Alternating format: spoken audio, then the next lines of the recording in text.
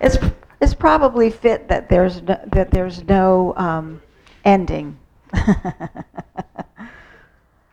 Okay, my topic this morning is your emotions and reality, and words and emotions are linked. We say words, we have thoughts, and they invoke emotions. They bring up emotions, and I have some illustrations for you to start with. I found some stories that are told in 5 or 6 words. So I'm going to share a couple of those with you and see what emotions they bring up for you this morning. She loved cigarettes more than life.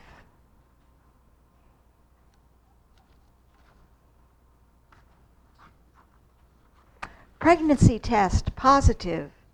Marriage proposal negative. Wrote note. Took pills. Now wait.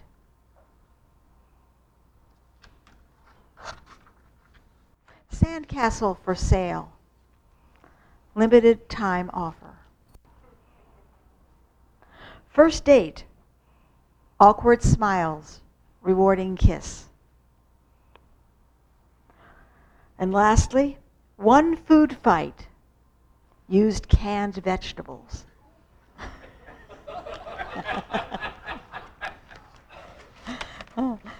I liked that one. So, we do have emotions linked with words, and it doesn't take a lot of words to get there. Now, on my previous visits, I've said more than once that you are more powerful than you know. I say it again, you are more powerful than you know. And today it is my hope that you'll begin to understand why that it's true and why it's true. 3 unrelated and separate experiments have been conducted regarding the effect of emotions in the physical world. In the first experiment, the first scientist isolated a human DNA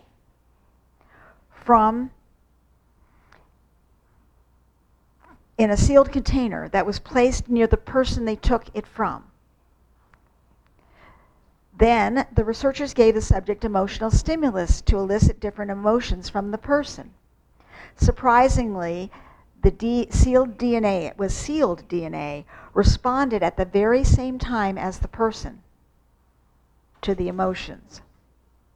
When the subject reacts positively, the DNA relaxes, and when the subject reaction is negative, the DNA tightens.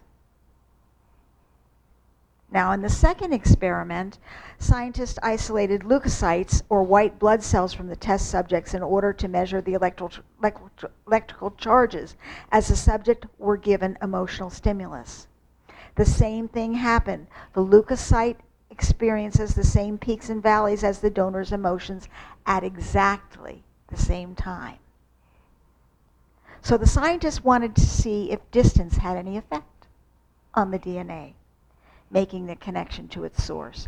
So what they did was take it further and further away, up to 50 miles away from the donor. Despite the distance, the DNA's response is exactly and instantaneously the same as the person. That's faster than the speed of light. Instantaneous, no delay.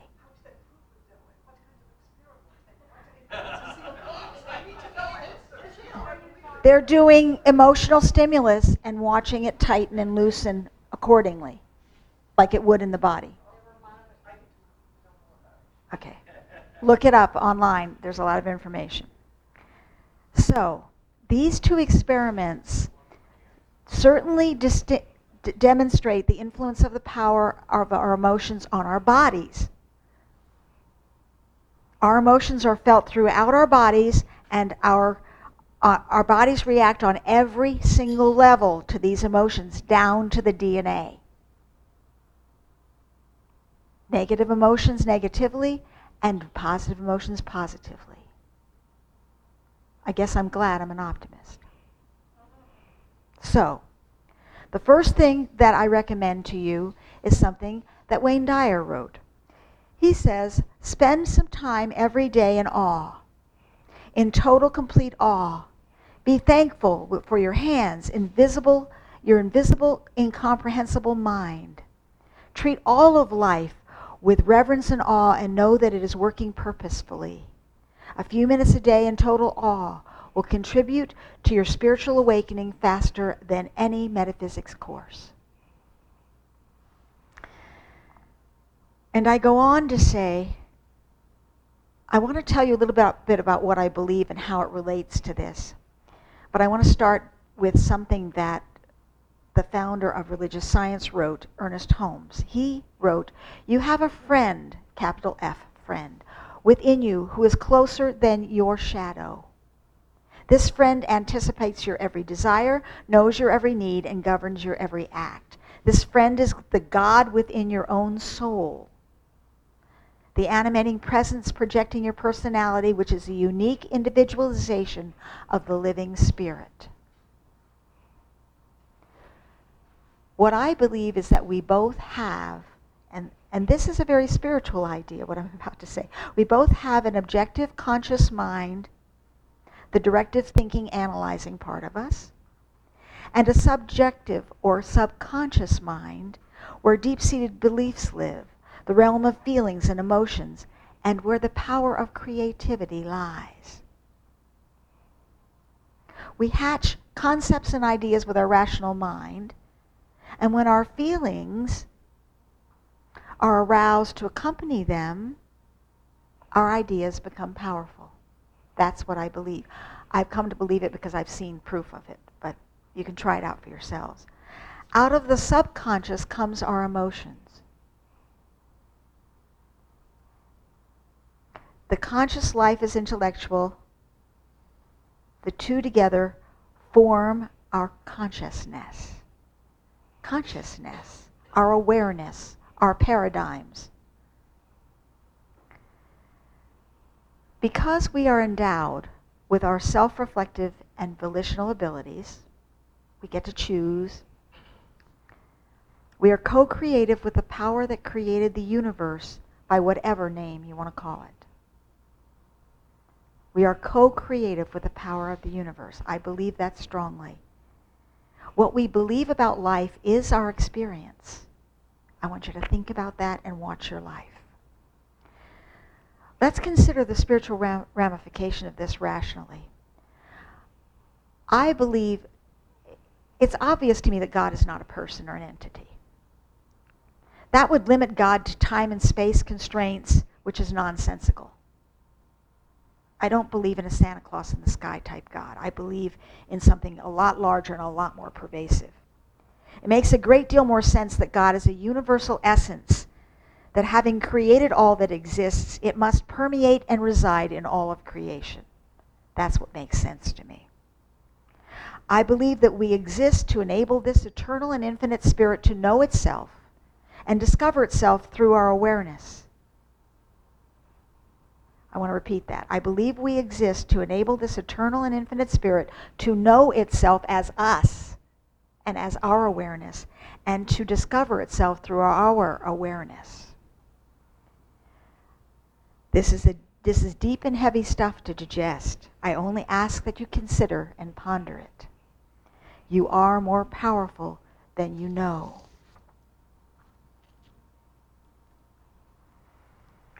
The third experiment was even more shocking.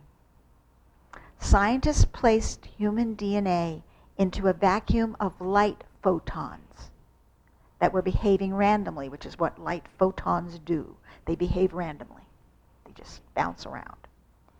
They put DNA into a vacuum with these light photons.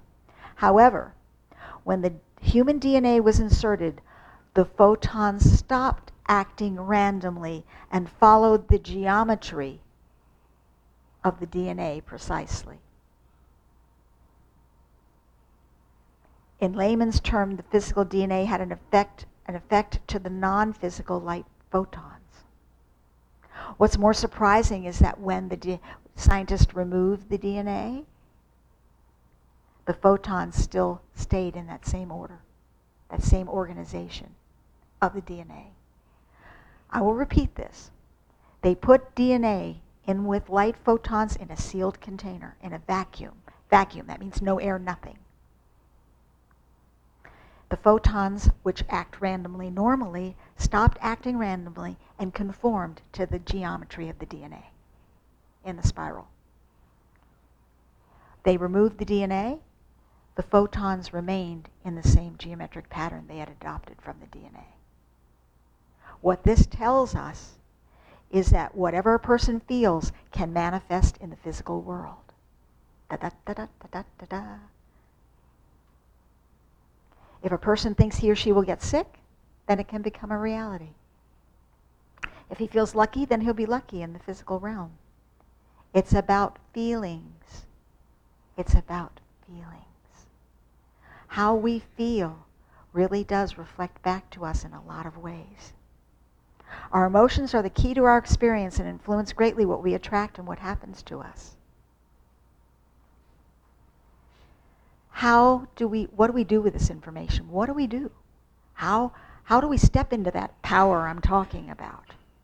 We can develop a new habit. A new habit of being, a new habit of thinking, a new habit of feeling. A habit is a result, Paramahansa Yogananda said, a habit is the result of the concentration of the mind. You have been thinking in a certain way. To form a new and good habit, just concentrate in the opposite direction. Start thinking new. We are all people who can adopt a new idea. I know it. Practice feeling these healthy emotions. It means also developing a new habit of feeling. Practice joy, practice love, practice peace. Practice it. Practice just feeling good and take time to do this. Take time. It will make a difference in your world, and it certainly will. How many people do we touch? We don't even know how many people we touch. If we do this, we'll touch a lot more people in a lot more positive ways. We'll just improve our community. Because we are the solution to the ills of the world. We are the solution to the ills of the world. We can lighten up and develop a sense of humor. We take ourselves much too seriously. I was in a room with my boss the other day, and we were making light of something. And she said, I don't think that's funny. She wasn't in a mood to laugh. How many times are we not in a mood to laugh? And why not? Step outside of the situations. Find the humor in it. If you're facing an issue or a problem, think of it as somebody else's problem. That right away makes it a little funny. Often.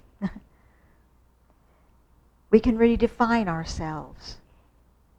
Ask yourself who and what you are. Who and what am I? And see what your answers are and upgrade the answer. Because we are spiritual beings learning to be human. We are spiritual beings learning to be human. Out of that, we can become better human beings, I think. And expand your view. Dr. Wayne Dyer says, cultivate a reference to the whole. In other words, in the whole of your life experience, past, present, and future, where does this fall? The whole of yourself, the greater whole of reality. We're part of this amazing world. Just driving here this morning, I was thinking how much of it is so beautiful with the trees and the very, very straight road. Straight road, yes. But it's beautiful. It's all beautiful. The sky was so pretty this morning with blue and no clouds. Ralph Waldo Emerson said this. He said, when we have broken our God of tradition and ceased from our God of rhetoric, then may God fire the heart within us with his presence. Science is beginning to discover that we do influence the world. It started with Einstein when he put forth the idea that an experiment is affected and can be altered by the observer merely by the act of observing. Now there are experiments that are beginning to show that our emotions affect the material world around us. There will be more experiments, I'm sure, and they will reveal more. Ernest Holmes went on to write, God's love is in us right now in all our scrambled spiritual disorder, our mangled inner mass, and accepts us with all our unsorted clutter, accepts us with all our potential for doing real evil and all our fascinating flaws that make us such interesting people. We must accept ourselves totally as the spiritual stew that we are. Accepting our humanity is the first part of blessing our divinity. We are blessed by our humanity and our divinity.